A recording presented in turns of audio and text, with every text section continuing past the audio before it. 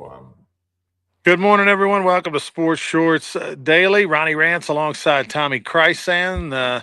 Happy New Year coming up. Merry Christmas to everybody. Hope everybody had a wonderful time with their family. I know a lot of people are still getting together today and this weekend, so enjoy that. And then, of course, we'll be celebrating New Year's. And don't forget, LeBear's Casino has a great New Year's bash each and every year. So make sure if you're looking for something to do, don't forget LeBear's over there in Baton Rouge. All right, TK. First off, let's talk a little bit about the Christmas football games that happened yesterday. The Lions had something to play for. They needed to win their next last two games of the season, and then hope the Packers lost their last two games of the season.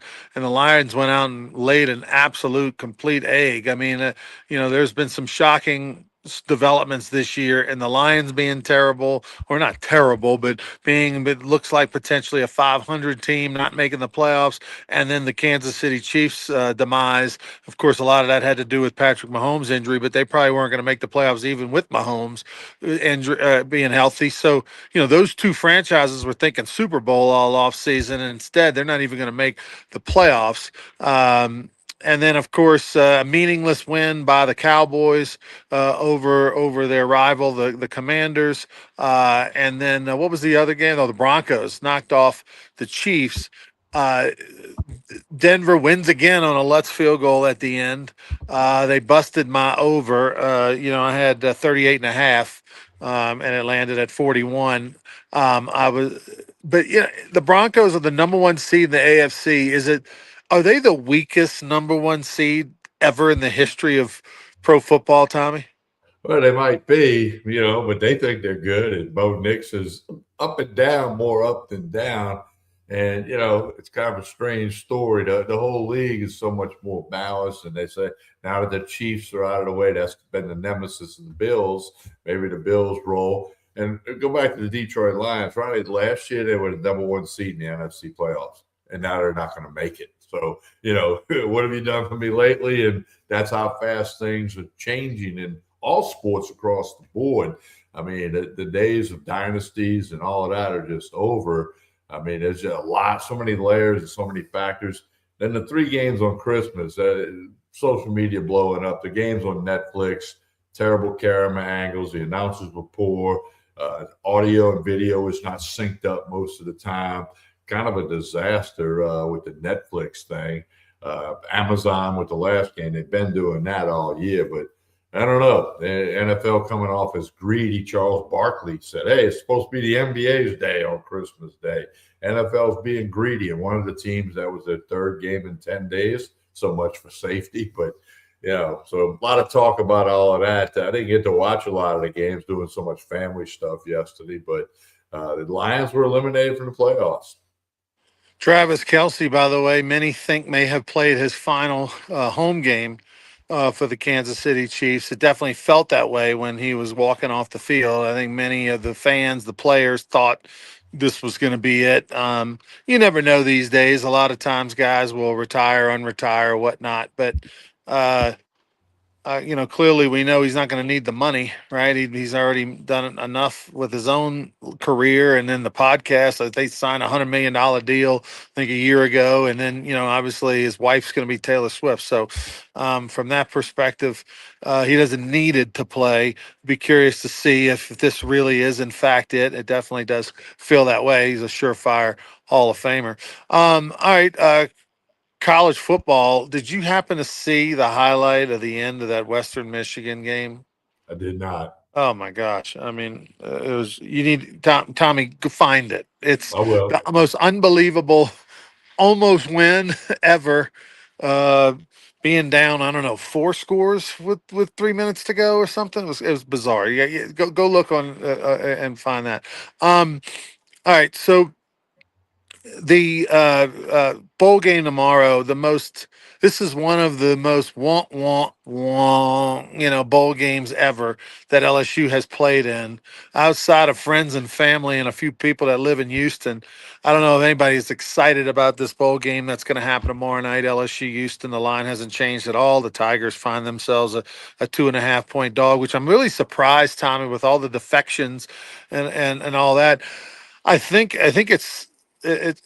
it speaks to the wise men and nope and the gamblers for that reason, because if they thought there was an opening or they thought that the line should shift, it would naturally takes care of itself with the money. But I don't think there's probably a lot of action on this game, and at the same time nobody knows where to go with it. I tell you, it's the least amount of excitement for a game. People say, "Hey, just bring on LSU baseball." By the way, Michael Braswell signed a deal with the Kansas City Royals, and he's going to try his relief pitch thing. He's got a gun. He had pitched a little bit in South Carolina briefly before he came to LSU, so good for Braswell. But back to the bowl game, LSU fans. I mean, Ronnie, I mean, if you want value, I think you have to bet Houston -2.5. Willie Fritz, the team's undefeated on the road. And you said this the other day, to beat an SEC team, beat, an LSU program will do well for them in the offseason, et cetera.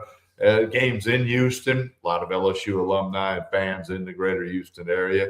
So, but I'm just like you. I mean, people just aren't talking about this game. Frank Wilson, it's going to be his last hurrah. He's an Ole Miss employee the next day. And it's just not, like you said, there's no juice. There's no excitement. I guess people that are around on TV at 8:15 Saturday night will flip it on.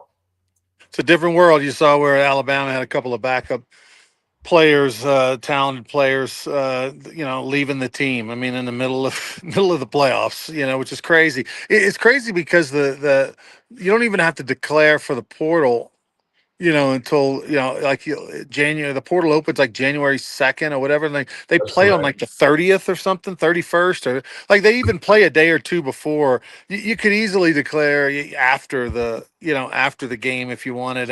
Why wouldn't you stick around and play in another game and help your team? But it's just the whole world is selfish and it's all about me. The uh, Willingham just retired over at Utah. This guy's a college football future Hall of Famer. Wins 2/3 of his games at Utah. Had him 13-0 back in 2008, and been a really solid, consistent, big time program. Remember, Urban Meyer turned over the program to him. That's how long he's been there. Well, he's just retired, just stepped down. I don't know, a week or so ago. Well, we thought he might have retired, and it's now he's the lead name for the Michigan job. It sounds as if Michigan's going to go all in and trying to get Willingham from Utah. It's an interesting choice. Guy's 66 years old. To me, this is like a Brian Kelly type resume. Yeah, it really is. And I'd be surprised if Michigan would be able to get him, but it might be what they have to do because, they wanted Drinkwitz. He got the extension in Missouri. Jeff Brom doesn't want to, a lot of people saying it. And Ronnie, it sheds a little light when the interim coach, the guy Pogge at Michigan, says this program's been a mess for 5 years. And of course, now all the things have come out that they knew a whole lot more about Sharon Moore, as it was going on, and maybe, they kind of covered it up or looked the other way or whatever.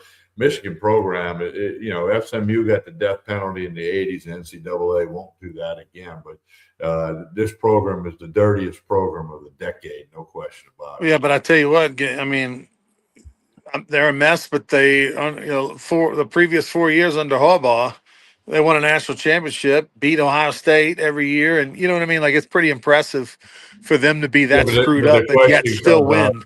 all the cheating and the video scandal and Harbaugh lied to the NCAA. That was proven to be a fact, but over a hamburger. So if he lied about buying a kid a hamburger, he lied about the videotapes and everything else. Or at least that's my opinion. What else we got, TK? Well, just the Pelicans rolling on. I'm 13-18. I got a win the other night. That's good. They play the Suns tonight in New Orleans. 4.5, 5.5 point favorite is Phoenix, depending on where you're shopping. Brooks Koepka, a couple of family issues, but he has discontinued his association with the Live Tour. Now, all players who joined the Live Tour were suspended by the PGA Tour. So I don't think anything's going to happen this next month or whatever, but it'll be interesting to see if Brooks Koepka, who's a 5-time major champion, gets back on the PGA Tour. And does that open the door for others if they realize they can get back? So kind of a story flying under the radar unless you're a golf nut. But I think it's a big story that could lead to more. So the rule is that once you the decline, once you leave live, that's a 1 year suspension from the time you leave live. Now he can obviously play in the majors, but so all right, so he announced now, so we're talking about a year from now he could rejoin the PGA Tour. Um, Obviously the PGA Tour has a decision to make. He was not a part of the lawsuit against the PGA that a number of players on the Live Tour did. He didn't join that suit, so maybe that gets him some grace. He's never been one to be controversial and speak ill of the PGA Tour or anything while he was with the Live situation. He admits now that when he joined Live, he was down with physically. He was questioning his abilities moving forward, and he took the money. And you can't necessarily blame him. Everyone's taking the money now. Um, so this would be an opportunity for an olive branch for the PGA Tour to to take him back. And if he does, if they take him back, then you would think they would take others. If everybody bends the knee, apologizes, whatever, you might see a mass exodus of live golfers back to the PGA, or at least the high level live golfers. But at the end of the day, each individual golfer is making their decision. Liv is going to 4 rounds instead of 3. Remember, that's been a thing of theirs that they would play only 3 rounds on the weekends. Now they're going to go to 4 rounds. They did that, they say, to help with the world rankings and things like that, and to help their players get on Ryder Cup teams and all that kind of stuff. But I mean, Live is going to be in New Orleans this year. It's going to be at City Park in June. Can you imagine going to a golf tournament in June in New Orleans? I mean, that's like a Bataan Death March type of scenario. But that's what they're going to do.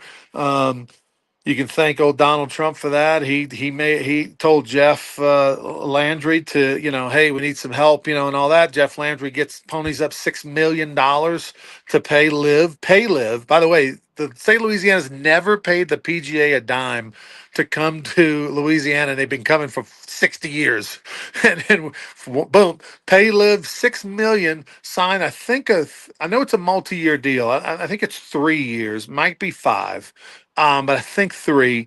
And then basically, when the deal gets done, Donald Trump patches things up with the PGA. Remember, his golf course now, the Blue Monster down at Doral in Miami, is now going to host a PGA event. It got taken away from him, so now he's kumbaya with the PGA. So now he's all PGA, but Louisiana's all Live. And of course, it's pissed off the PGA and the Zurich Open and all that.